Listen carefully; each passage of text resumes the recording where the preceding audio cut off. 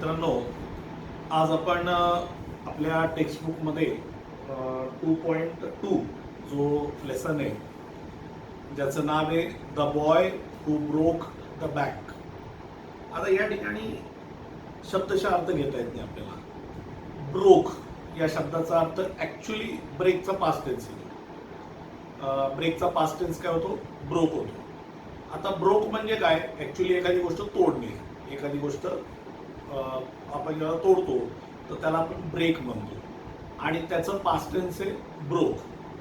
आता या ठिकाणी त्याचा शब्दाशः अर्थ ब्रोक घेऊ नये. बँक म्हणजे काय? आपण रोज बँकेत जातो, वडिलांबरोबर आईबरोबर आपण जे बँकेमध्ये व्यवहार करतो, पैसे ठेवतो, आपले गोल्ड ठेवतो, विविध प्रकारचे ट्रान्झॅक्शन्स, विविध प्रकारचे व्यवहार आपण बँकेबरोबर करत असतो. तर ती जी संस्था आहे ती जी एक वित्तीय संस्था, आपण त्याला आर्थिक संस्था किंवा वित्तीय संस्था आपण त्याला म्हणतो. त्याला इंग्लिशमध्ये आपण म्हणतो फायनान्शियल इन्स्टिट्यूशन. काय म्हणतो आपण त्याला? Financial institution. मग या फायनान्शियल इन्स्टिट्यूशनमध्ये आपण काय करतो तर आपले पैसे, दागिने, FDs हे ते आपण सगळं सेफ ठेवत असतो, जेणेकरून भविष्यामध्ये जेव्हा किंवा आपल्याला गरज पडेल तेव्हा ते पैसे आपण काढू शकतो. आणि आपण हे जे पैसे ठेवतो या पैसे ठेवण्यासाठी आपल्याला बँक काय करते? व्याज देते किंवा त्यांचे जे काय ठरलेले जे काही पॉलिसी असतील त्याप्रमाणे आपल्याशी ते डील करतात. आता ही जी बँक असते ह्याला कोणी तोडू शकत नाही ना. ही इन्स्टिट्यूशन आहे, ही काही वस्तू नाही, एक फिजिकल वस्तू नाहीये जी तोडता येईल. मग या ठिकाणी याचा शब्दशः अर्थ असा आहे की ब्रोक द बँक म्हणजे थोडक्यात संपुष्टात आणली, म्हणजे ज्यांनी ती बँक बुडवली, संपुष्टात आणली, संपवली असं. आणि ती कुणी संपवली? ते का लहान मुलाने संपवली. लहान मुलगा म्हणजे का? मुलाने. लहान मुलगा म्हणजे काय? तो काय म्हणजे टीनएजर नव्हता, पण एका मुलाने ती बँक कशी संपवली, ती बँक कशी संपुष्टात आणली या संदर्भात आपल्याला या लेसनमध्ये शिकायचं. मित्रांनो, आजकालच्या जमान्यामध्ये आपण सोशल मीडियाचा वापर करतो. आता सोशल मीडियामध्ये भरपूर गोष्टी आहेत. त्याच्यामध्ये प्रामुख्याने खूप आधीपासून आपल्या इंडियामध्ये असलेलं फेसबुक, त्याच्यानंतर इंट्रोड्यूस झालेलं व्हॉट्सॲप, त्याच्यानंतर मग इन्स्टा, त्याच्यानंतर स्नॅपचॅट, हे ते बरेचसे काही सोशल मीडियाज आपल्याकडे अवेलेबल आहेत. आता या सोशल मीडियाचे यांचे वापर सुद्धा विविध प्रकारचे. काही याचे वापर चांगल्या गोष्टीसाठी करू शकतात, काही याचा वापर वाईट गोष्टींसाठी सुद्धा करू शकतात. डिपेंड्स की तुम्ही त्याचा वापर कशा पद्धतीने करता. अर्थात या सगळ्यांना अस्तित्वात आणण्यामागचा ज्यांनी कोणी ते अस्तित्वात आणलं त्यांचा उद्दिष्ट हा अतिशय निर्मळ आणि व्यवस्थित होता, जेणेकरून कुठल्याही प्रकारे समाजाला त्रास, हानी होऊ नये, मनुष्याला, समाजाला कुठल्याही प्रकारे हानी होऊ नये अशा प्रकारच्या उद्दिष्टाने, अशा प्रकारचा एक मनामध्ये निर्धार करून किंवा मनामध्ये ठरवून, मनामध्ये अशी इच्छा ठेवून ते सोशल मीडियाचे जे काय ॲप्स आहेत, हे सोशल मीडियाचे जे काय माध्यम आहेत हे सगळे अस्तित्वात आणले गेले. परंतु जसं मी आता काही वेळापूर्वी सांगितलं की त्या वस्तूंचा वापर कसा करायचा हे आपण ठरवतो, की त्याचा वापर चांगल्या पद्धतीने करायचा की वाईट पद्धतीने करायचा. तर आज सोशल मीडिया एवढं पॉवरफुल झालेलं आहे की एखादी घटना जर दिल्लीमध्ये घडली तर ती पुण्यापर्यंत पोहोचायला अवघे 2-3 सेकंद, 5 सेकंद, 10 सेकंद सुद्धा लागत नाही. म्हणजे लगेच ती बातमी पोहोचते. कारण व्हॉट्सॲपद्वारे, इन्स्टाद्वारे तुम्ही लगेच एखादी गोष्ट टाकू शकता आणि ऑल ओव्हर दी वर्ल्ड, पूर्ण जगामध्ये ती गोष्ट कुणीही कधीही पाहू शकतं with the help of of course internet. आणि इंटरनेट तर आजकाल इतकं स्वस्त आणि इतकं सोपं झालं आहे की प्रत्येक घरामध्ये आज इंटरनेट आहे, प्रत्येक घरामध्ये वायफाय आहे, प्रत्येक घरामध्ये त्याची सुविधा आहे. काही शहरांमध्ये आपल्याकडे दिल्लीसारख्या शहरामध्ये अख्ख्या दिल्लीमध्ये वायफाय फ्री आहे. एअरपोर्टला गेलं तर वायफाय फ्री मिळतो, हॉटेल्समध्ये गेलं की वायफाय फ्री मिळतं. आपल्याकडे सुद्धा इव्हन आपल्या पुण्यामध्ये आपण हॉटेलमध्ये गेलो की हॉटेलवाला वायफायचा पासवर्ड देतो की वायफाय वापरा, किती वापरायचं तुम्हाला. त्याच्यानंतर हॉस्पिटल्समध्ये गेलं की, त्याच्यानंतर रेल्वे स्टेशन्सवरती गेलं की सगळीकडे वायफाय फ्री आहे. तुम्हाला तो मुबलक वापरता येतो. फक्त त्याच्या काही मर्यादा आहेत की काही साईट ओपन करता येतील, काही साईट ओपन करता येणार नाही, याच्या काही मर्यादा आहेत. पण रेग्युलर यूज जो आपला असतो, एक सामान्य माणूस जो त्याचा वापर करू शकतो, या वापरासाठी मात्र मुबलक आपल्याला वायफाय उपलब्ध होतं. आता जसं मी तुम्हाला सांगितलं की एखादी घटना जर मुंबईमध्ये घडली, दिल्लीमध्ये घडली, अमेरिकेमध्ये घडली की ती आपल्यापर्यंत पोहोचायला वेळ लागत नाही. त्याचं कारणच ते की तुम्ही फास्ट मीडियाज वापरताय आणि या फास्ट मीडियाच्या माध्यमाने या सगळ्या गोष्टी पसरत जातात. बरं, योग्य गोष्टी पसरवायच्या का वाईट गोष्टी पसरवायच्या, कशा पसरवायच्या, हे नक्कीच कोण ठरवतं? हे आपण व्यक्तिगतपणे ठरवतो. परंतु विचार करा की बऱ्याच वेळा असं होतं की आपण काही चुकीची इन्फॉर्मेशन आपण व्हॉट्सॲपवरती फॉरवर्ड करतो आणि ती जी इन्फॉर्मेशन असते ती कधी कधी खूप त्रासदायक ठरते. एक छोटीशी घटना शेअर करेन मी तुमच्याबरोबर की आता काही दिवसांपूर्वी माझ्या व्हॉट्सॲपवरती एक मेसेज आला आणि व्हॉट्सॲपवरती जो मेसेज आला तो असा काही कुठल्या सामान्य माणसांनी नव्हता पाठवलेला, एका वरिष्ठ अधिकाऱ्यांनी पाठवलेला होता. अर्थात त्यांचं सोशल मीडियाबद्दलचं ज्ञान तेवढं मर्यादित आहे, पण शेवटी ते एका उच्च पदावरती आहेत, एक उच्च पदीय अधिकाऱ्यांनी तो मेसेज पाठवला. त्या मेसेजमध्ये असं होतं की एका तरुण मुलाचा, काहीतरी 18 वर्ष वगैरे त्याच्यात लिहिलेलं होतं, 18 वर्षाच्या मुलाचं निधन झालेलं आहे किंवा तो आता फार मरणाच्या दारावरती आहे. त्याचे काही अवयव म्हणजे फॉर एक्झाम्पल किडनीज, डोळे हे काढून त्यांना डोनेट करायचे. खाली एक नंबर दिलेला होता की तुम्ही त्या नंबरवरती हे करू शकता, संपर्क साधू शकता. आता तो जो नंबर होता तो त्या मुलाच्या जो मरणाच्या दारात होता त्याच्या वडिलांचा नंबर होता. आता मी तो मेसेज वाचला. आता ते अर्थात उच्च अधिकारी जे होते ते माझे काही जवळचे नातेवाईक आहेत. मी काही तेवढा लक्षपूर्वक पाहिलं नाही, कारण मला त्यांच्या सोशल मीडियाच्या नॉलेजबद्दल वगैरे माहिती होतं. तर मला कुठंतरी संशयाची पाल चुकली की लगेच नको काही ॲक्शन घ्यायला, मी आपलं शांत होतो. आणि माझ्या माहितीत असं कोणी नव्हतं की ज्याला त्याची गरज असेल, त्यामुळे मी त्याच्यावरती ॲक्शन घेण्याची किंवा मी त्याच्यावरती काही फीडबॅक देण्याची काही संबंध नव्हता. तो मेसेज पाठवल्यानंतर साधारण एक 4 ते 5 तासानंतर एका दुसऱ्या माणसाने त्या मेसेजला असं हायलाईट केलं आणि सांगितलं त्या ग्रुपमध्ये की हा मेसेज 2 वर्ष जुना आहे, आत्ताचा नाही, त्यामुळे कुणीही या नंबरवरती संपर्क साधू नये. आता मला असं वाटलं, माझ्या मनात एक शंका अशी आली किंवा माझ्या मनात एक असे विचार आले की त्या नंबरवरती जर अशा प्रकारचे मेसेज जर फॉरवर्ड होत असतील तर हा मेसेज फॉरवर्ड होत असताना जर त्या माणसाला कोणी जर फोन करत असेल आणि त्याच्या मुलाचं जर निधन 2 वर्षापूर्वी झालेलं असेल तर त्याच्या स्मृती या रोज रिपीट होत असतील, त्याला रोज ती गोष्ट आठवत असेल का, तर रोज कुणी ना कुणी असं त्यांच्यासारखं, माझ्यासारखं, तुमच्यासारखं कोणीतरी तो मेसेज फॉरवर्ड करत असेल आणि तो मेसेज फॉरवर्ड केल्यामुळे कुणी ना कुणीतरी नक्कीच त्यांना तो फोन करत असेल. आता त्या माणसाने, त्या अधिकाऱ्यांनी काय मला एकट्याला मेसेज पाठवला होता का? नाही, त्यांनी ग्रुपवरती पाठवलेला होता. म्हणजे कमीत कमी, आणि त्यांचा जनसंपर्क एक अधिकारी, वरिष्ठ अधिकारी म्हटल्यावरती त्यांचा जनसंपर्क इतका मोठा असू शकतो की त्या जनसंपर्काच्या माध्यमाने त्यांनी तो मेसेज त्यावेळेला कमीत कमी एक 2-3 हजार लोकांना पाठवला असेल. मी म्हणतो 2-3 हजार पैकी 2 शून्य घालवा, 3 शून्य घालवा, 3 लोकांनी जरी त्या माणसाला फोन केला तर त्याला किती त्रास होत असेल त्या माणसाला. मला तर असं वाटतं की कदाचित त्या माणसाने नंबरही बदलून टाकला असेल वेळ पडली तर, पण जरी तो रिसायकल झाला तर ज्याच्याकडे जाईल त्याला त्याचा त्रास होईल, त्याला रोज अशा प्रकारचे कॉल ऍक्सेप्ट करावे लागतील. म्हणजे थोडक्यात काय तर अल्प माहिती, आणि ही अल्प माहिती असल्यामुळे आपण जी सोशल मीडियामध्ये किंवा इकडं जे मेसेजेस फॉरवर्ड करतो याची आपल्याला पूर्णपणे माहिती नसते, आणि माहिती नसल्यामुळं आपण काय करतो, अशा प्रकारचे मेसेज पाठवत होतो. तर अशाच प्रकारे काही वेळा काय होतं की आपण अफवा पसरवतो समाजामध्ये. धार्मिक, सामाजिक, राजनैतिक अशा प्रकारच्या काही अफवा, अशा प्रकारच्या काही गोष्टी आपण समाजामध्ये पसरवत असतो. काल रात्री मी यूट्यूबवरती पाहत होतो, इरफान खानचा मृत्यू झाला, ऋषी कपूरांचा मृत्यू झाला, आणि त्याच्यानंतर काल अक्षरशः मी यूट्यूबवरती एक असा फोटो पाहिला की ज्याच्यामध्ये अमिताभ बच्चनच्या फोटोला हार घातलेला होता. अमिताभ बच्चन हे मृत दाखवलेले होते त्यांच्या मृत शरीराला हार वगैरे घातलेले होते आणि अशा प्रकारचं चित्र होतं. आणि वरती हेडलाईन होती मोठ्या अक्षरामध्ये की भारतीय चित्रपटसृष्टीला तिसरा झटका.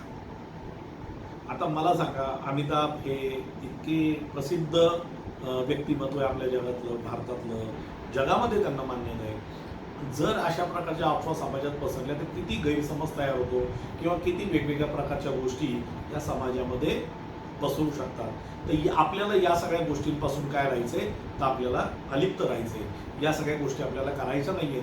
जोपर्यंत एखाद्या बातमीची खात्री पटत नाही तोपर्यंत ती बातमी आपण पुढे पाठवू नये. हे एक आजकालची सामाजिक, ज्याला आपण म्हणतो ना मॅनर्स आणि एटिकेट्स, हे सामाजिक एटिकेट झालेले आहे. हे सोशल एटिकेट, सोशल मॅनर्स झाले की जोपर्यंत तुला माहिती नाही तू पाठवू नको. तुझ्याकडनं जर काय माहिती चुकीची फॉरवर्ड झाली, लोक तुझ्या तोंडात शेण म्हणतील, लोक तुला नावं ठेवतील, लोक तुझ्यावरती शिंतोडे उडवतील. तुला कुठून आलं याच्याशी त्यांना काही संबंध नाही. आणि कायद्याच्या दृष्टीने जर विचार केला तर कुठल्याही प्रकारचे सामाजिक, धार्मिक, राजनैतिक अशा प्रकारच्या अफवा पसरवणाऱ्याला लगेचच अटक आहे.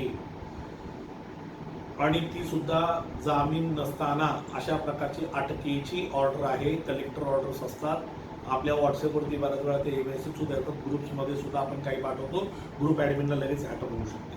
मग का अशा प्रकारच्या ॲक्टिव्हिटीज आपण कराव्यात ज्याचा आपल्याला, समाजाला, सगळ्यांना त्रास होईल?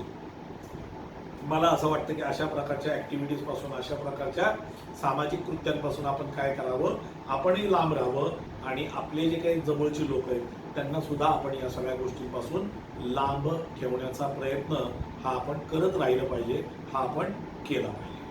आता अफवा ज्या पसरवल्या जातात, या अफवा कशा पसरतात? एक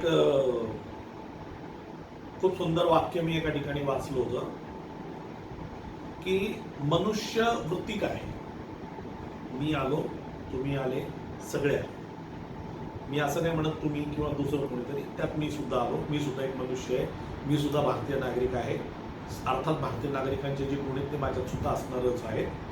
तर त्यावेळेला मी एक हे वाचली होती, एक वाक्य वाचलं होतं की मनुष्य काय करतो, त्याला ज्या गोष्टी सांगितल्या जातात त्यातल्या तो निम्म्याच ऐकतो, निम्म्या ऐकतच नाही, त्याचं लक्षच नसतो, तो कुठेतरी भरकटलेला असतो. तो निम्म ऐकतो, त्यातलं त्याला चतकुरच कळतं. म्हणजे ऐकलं निम्म, कळलं चतकुर, सांगताना मात्र दुप्पट सांगतो. म्हणजे 10 वाक्य जर कोणी सांगितली तर मी ऐकतो 5, मला कळतात 2, सांगताना मात्र मी 20 वाक्य सांगतो. म्हणजे काय होतंय थोडक्यात, मी माझ्या मनाने मिरची, मसाला, हे ते सगळं मस्तपैकी रंगवून निघून मस्तपैकी सांगतोय. का तर मला महत्व मिळावं, माझं महत्व वाढवावं, समाजात माझी काहीतरी प्रतिष्ठा तयार व्हावी. कारण आजकाल लोकांना अशा प्रकारच्या कृत्यांमध्ये स्वतःची प्रतिष्ठा जाणवते. त्यांना असं वाटतं मी असं काहीतरी केलं म्हणजे मी कुठेतरी मोठा झालो, मी ही बातमी दिली, मी ही पसरवली, असं त्यांना वाटत राहतं. त्यामुळं मनुष्याला या गोष्टीचा भ्रम लागतो. आता आजच्या आपण धड्याकडे वळूया की आजच्या आपल्या धड्याचं नाव काय, the boy who broke the bank. आणि या धड्याचे जे लेखक आहेत ते आहेत रस्किन बॉन्ड. रस्किन बॉन्ड हे अतिशय प्रख्यात लेखक आहेत. 1934 साली त्यांचा जन्म झाला. 1934 साली त्यांचा जन्म होऊन त्यांना पद्मभूषण आणि पद्मश्री हे दोन्ही अवॉर्ड मिळालेले आहेत. त्यांना साहित्य अकादमी अवॉर्ड सुद्धा त्यांना मिळालेला आहे. अशा प्रकारच्या नावाजलेले अवॉर्ड्स त्यांना मिळालेले आहेत.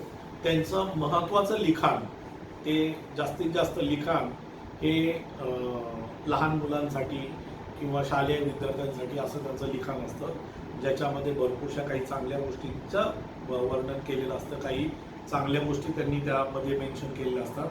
अशा प्रकारचं लिखाण करण्यामध्ये त्यांचा हातखंडा आहे.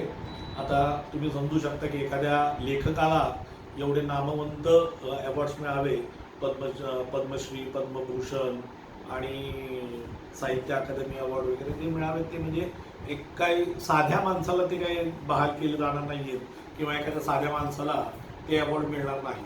तर अशा प्रकारचे अवॉर्डांनी सन्मानित झालेले हे आजच्या आपल्या धड्याचे जे लेखक आहेत रस्किन बॉन्ड, त्यांनी लिहिलेला हा धडा आहे. एका छोट्याशा गावात, एक छोटंसं गाव ज्या गावाचं नाव आहे पीपल नगर, या पीपल नगर गावातल्या एका बँकेची स्टोरी, ती बँक कशी बुडाली याची ही स्टोरी आहे.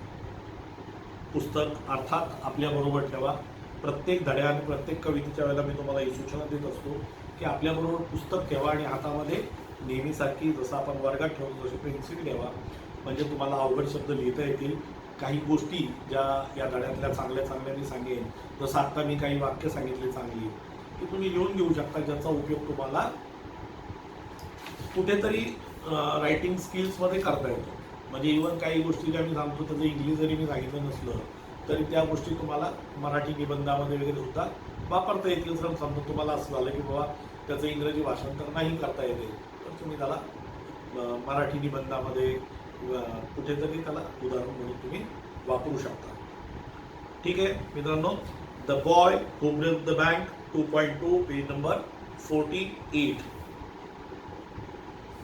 Nathu grumbled to himself as he swept the steps of people Nagar bank. आता नथू नावाचा एक मुलगा होता, हा पीपल नगर बँकेमध्ये कामाला होता. पीपल नगर बँकेमध्ये स्वच्छता कर्मी म्हणजे सफाई कर्मचारी जो होता म्हणून तो नथू काम करत होता. आणि तो तिकडे काम करत असताना ही ग्रंबल्ड, आता ग्रंबल्डचं वोकॅब्युलरीमध्ये अर्थ दिलेला आहे बघा, काय म्हटलंय, शोड वन्स क्रिटिकल ॲटिट्यूड, म्हणजे थोडक्यात थोडंसं असं रागीट किंवा असं थोडंसं कन्फ्यूज, चिडचिडा झालेला असा स्वभाव त्या ठिकाणी दिसत होता.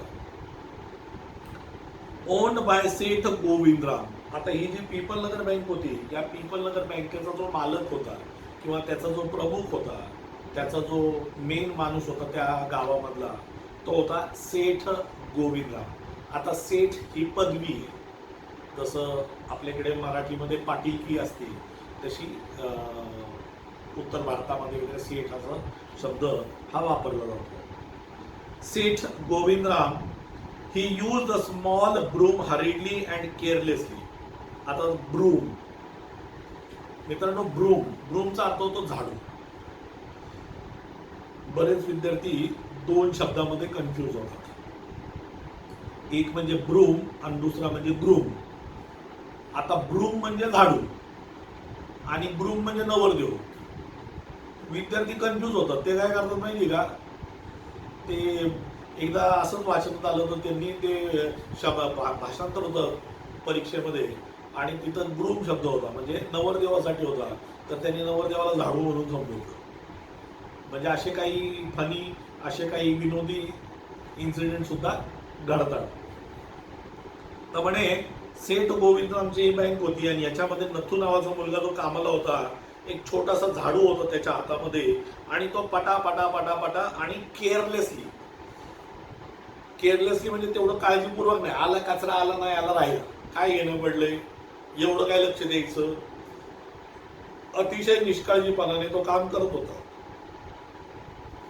And the dust after rising in a cloud above his head settled down again on the steps. म्हणे की आता काय करत होता, झाडू मारत होता, धूळ उडत होती, त्याच्या डोक्याच्या वर फार धूळ जात होती आणि जसं तो पुढे गेला ती धूळ पुन्हा येऊन त्या पायऱ्यांवरती बसत होती. म्हणजे झाडू काढून काही उपयोग झाला नाही.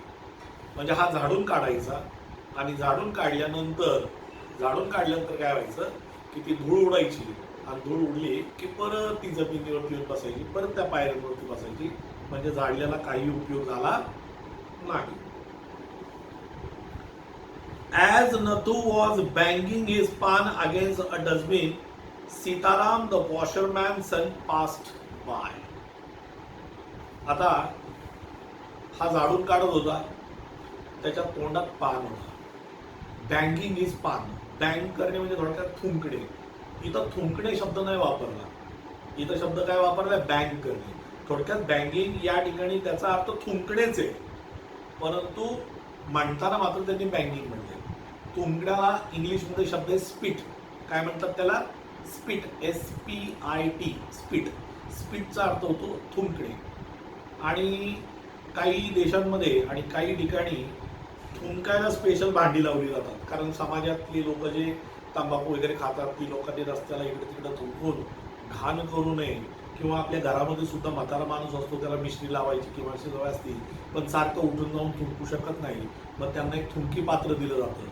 तर ते जे थुंकी पात्र असतं त्याला म्हणतात स्पिटून. काय म्हणतात त्याला? स्पिटून. इंग्लिशमध्ये त्याला म्हणतात स्पिटून. मराठीत आपण त्याला थुंकी पात्र म्हणत असावं. मला एक्झॅक्ट शब्द मी कधी ऐकला नाही, मी माझ्या मनानेच बनवला तो थुंकी पात्र, पण तसा त्याला शब्द असावा कदाचित. पण हा जो सीताराम नथू होता हा काय करत होता, याचा पान जो होता तो त्या डस्टबिन कडे थुंकत होता. डस्टबिन सगळ्यांना माहिती आहे, आजकाल डस्टबिन सगळ्यांच्या घरी, आधी नसायची. Banging is pan against a dustbin, Sitaram the washerman son passed by. मित्रांनो, शब्द फार काळजीपूर्वक वापरले जावेत.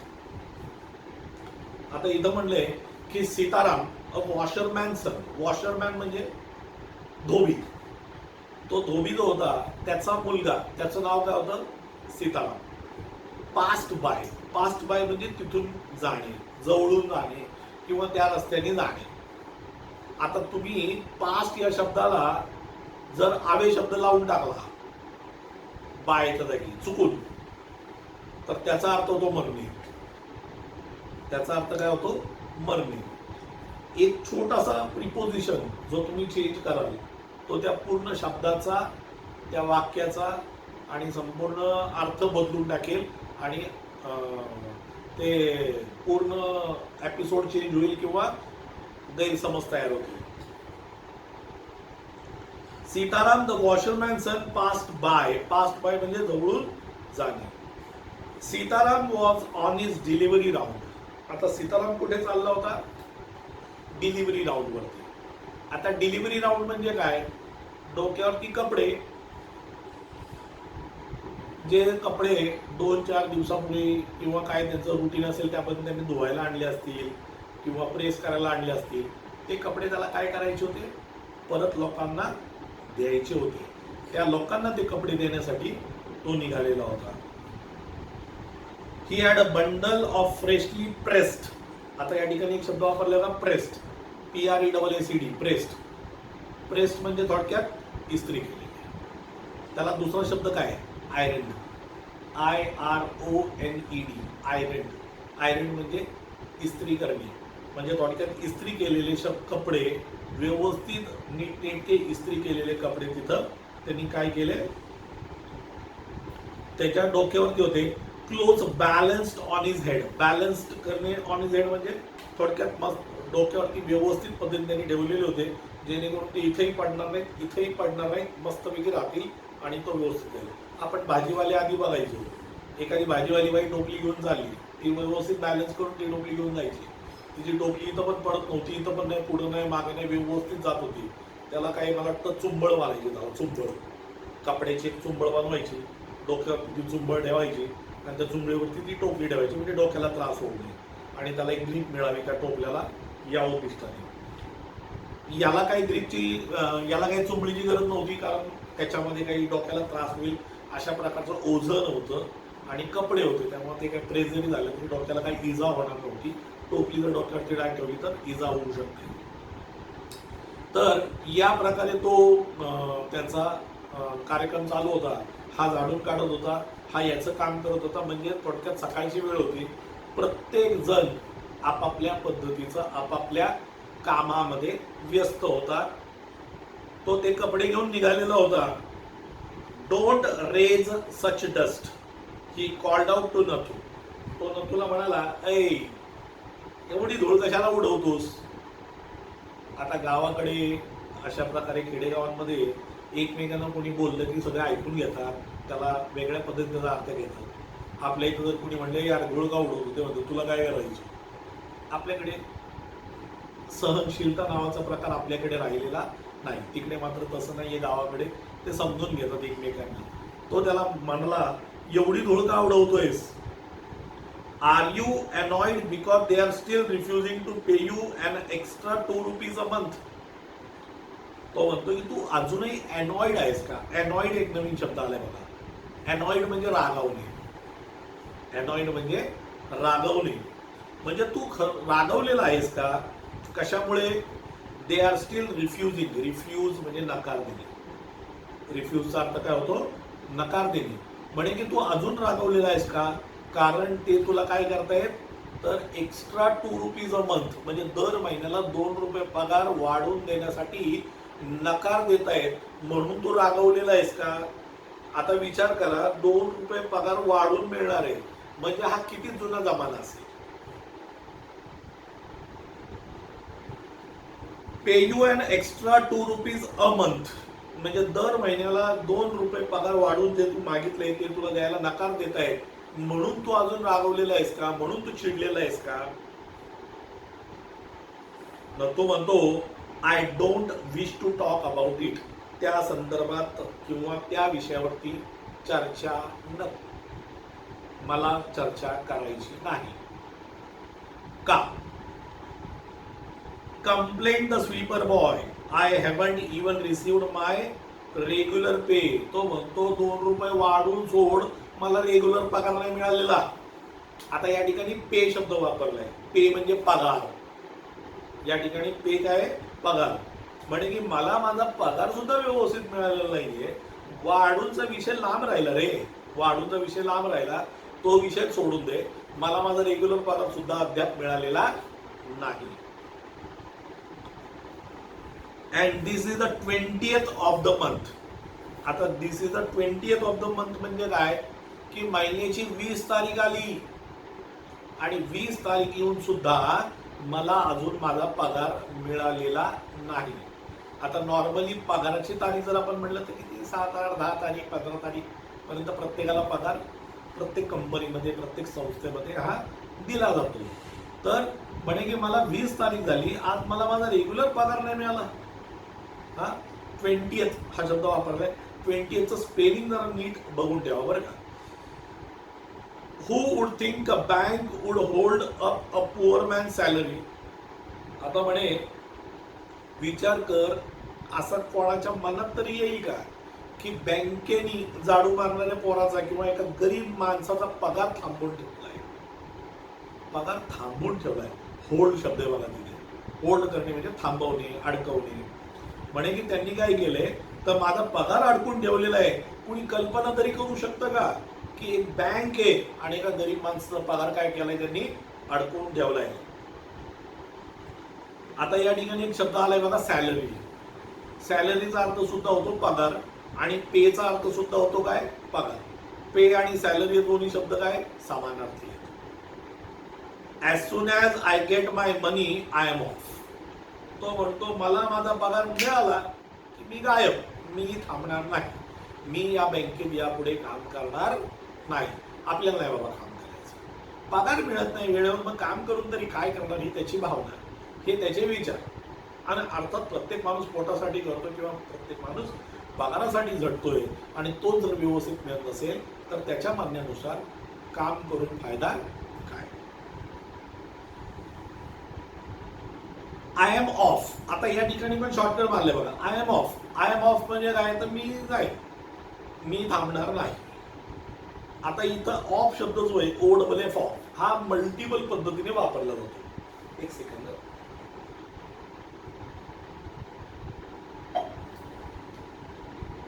ऑफ जो शब्द आहे हा मल्टिपल पद्धतीने वापरला. समजा मला म्हणायचं टीव्ही बंद कर, तर मी असं म्हणावं का शट द टीव्ही? नाही. Close the TV?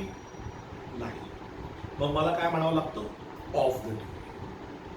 या ठिकाणी ऑफचा अर्थ काय होतो, बंद करणे. किंवा आता मला समजा म्हणायचं फॅन बंद कर, मग फॅन बंद कर, ऑफ. Close the fan? नाही. Shut the fan? नाही.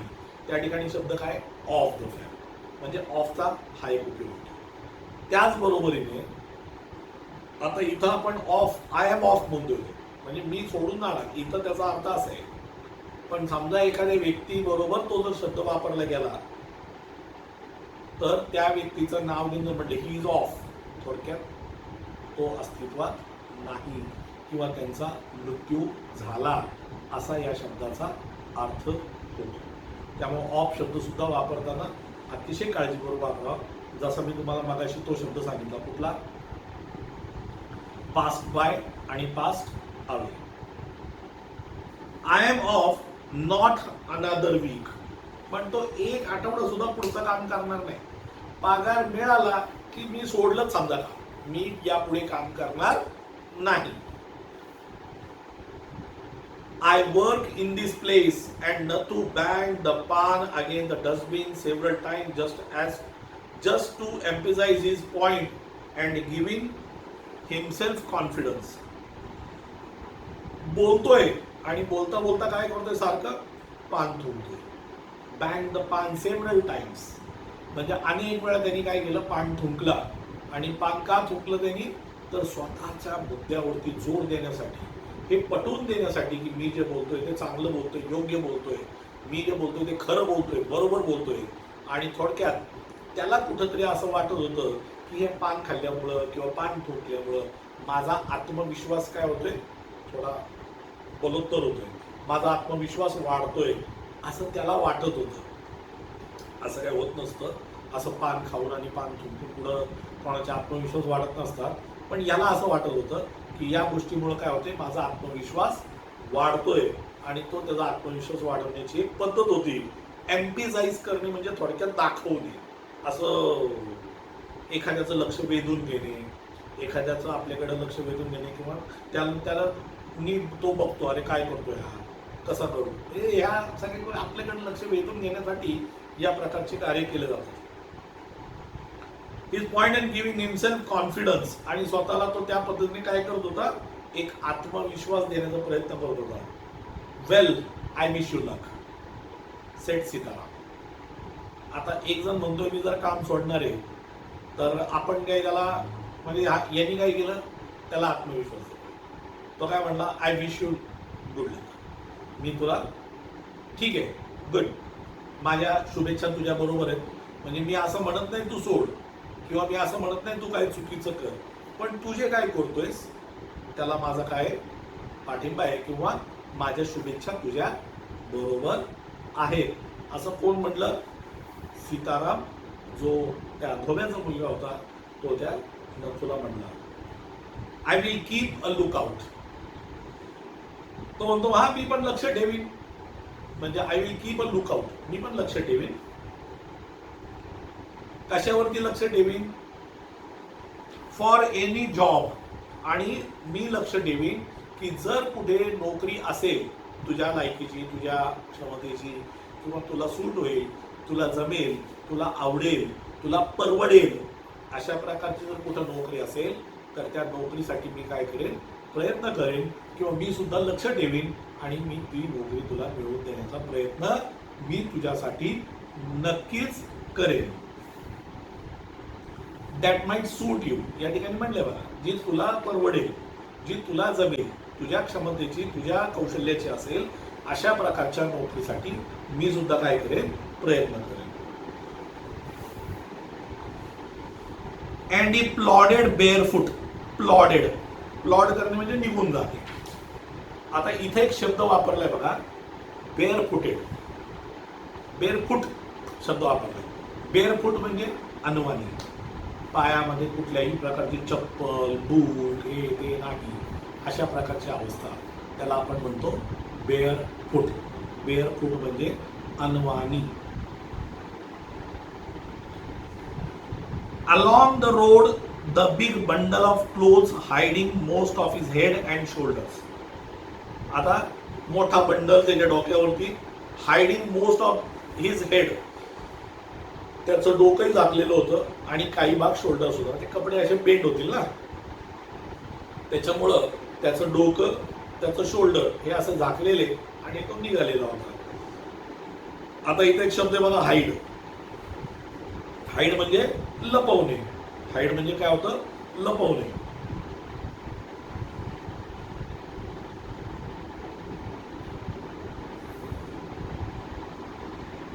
At the fourth home he visited.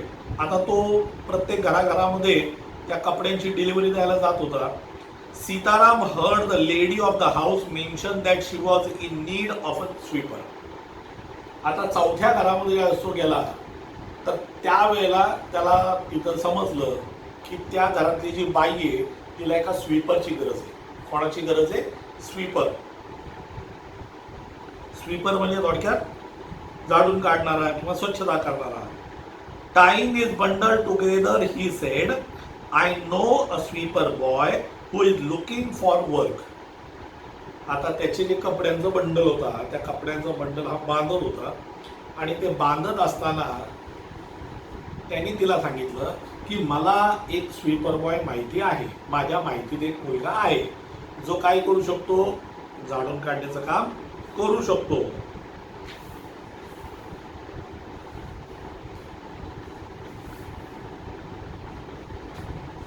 He said I know a sweeper boy who is looking for work. आता लुकिंग फॉर म्हणजे शोधणे किंवा च्या शोधात असणे. लुकिंग फॉर चा अर्थ होतो च्या शोधात असणे. लिहून ठेवत जावे सगळे अर्थ. He can start from next month. आत्ता नाही येऊ शकणार, पण पुढच्या महिन्यापासून मात्र तो कामाला येऊ शकेल. आता आत्ता का येऊ शकत नाही त्याला विचारलं नाही, पण हा स्वतःहून सांगणार. काय सांगितलं त्यांनी? He is with the bank just now but they aren't giving him his pay and he wants to leave. म्हणे की तो सध्या बँकेत काम करतोय, ती लोक त्याला पगार व्यवस्थित देत नाहीयेत आणि म्हणून तो ते काम सोडण्याच्या विचारात आहे किंवा त्याला ते काम सोडायचं आहे.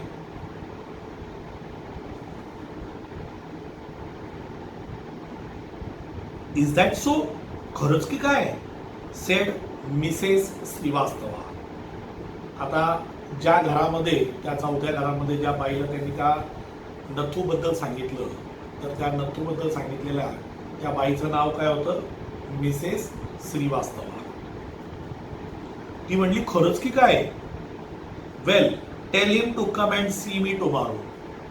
आता शब्दशः अर्थ घेऊ नये.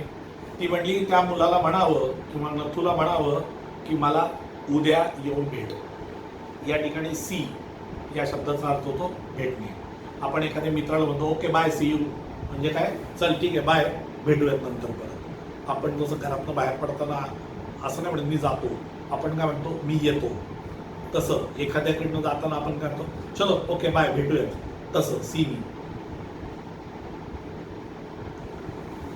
And Sitaram glad that he had been of service to both a customer and his friend. आणि सीतारामला मात्र आनंद झाला होता. त्याला आनंद कसा झाला की त्यांनी त्याच्या मित्राला मदत केली जॉब मिळवून देण्यासाठी. आणि दुसरा आनंद म्हणजे की त्यांनी त्याच्या एका कस्टमरसाठी माणूस शोधून दिलेला होता.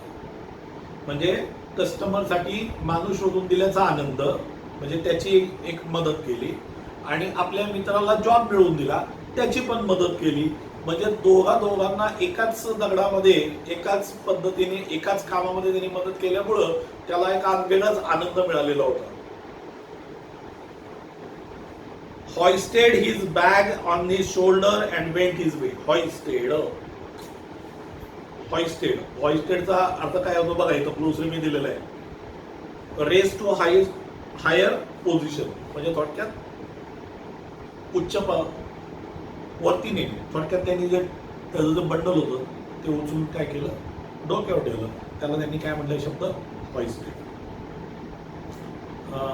स्वातंत्र्य दिन, प्रजासत्ताक दिनाला आपण शाळेमध्ये झेंडा फडकवतो. झेंडा फडकवण्याची जी विधी आहे तो पण झेंडा खाली असतो, आपण ज्याला वरती नेतो फडकवतो त्याला सुद्धा हॉइस्टिंग म्हणतात. काय म्हणतात त्याला? Hoisting national flag. म्हणजे त्याला हॉइस्ट हा शब्द त्याला वापरला जातो.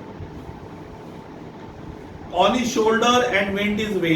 Mrs Srivastava had to do some shopping.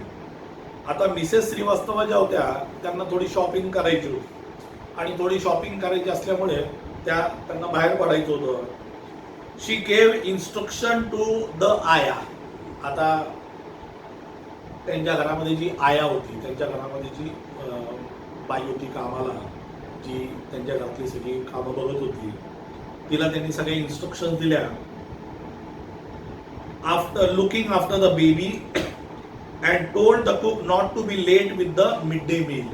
आणि तिने कुकला पण सांगितलं की संध्याकाळच्या स्वयंपाकामध्ये उशीर करू नको, वेळेवर स्वयंपाक होऊ दे. किंवा वेळेवर जेवायचं आहे, त्यामुळं उशीर करायचं नाही.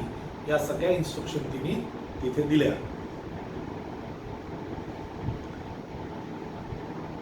With the midday meal, then she set out for the People Nagar market place. आता पीपल नगर ज्या गावाचं नाव होतं, त्या गावाचं जे मार्केट प्लेस होतं, तिथं ती गेली to make her customary tour of the cloth shop. Customary tour म्हणजे काय, असंच थोडक्यात, म्हणजे आजकालची मुलं मुली त्याला विंडो शॉपिंग म्हणतात. म्हणजे थोडक्यात टाइमपास म्हणून जायचं, काय आवडलं तर घ्यायचं, नाही तर राहिलं, आवडलं तर घेतलं, नाही तर राहिलं, या पद्धतीची shopping. A large shady tamarind tree grew at one end of the bazaar. बाजाराच्या एका कॉर्नरला एक मोठं टॅमरिन ट्री होतं. टॅमरिन म्हणजे चिंचाचं झाड.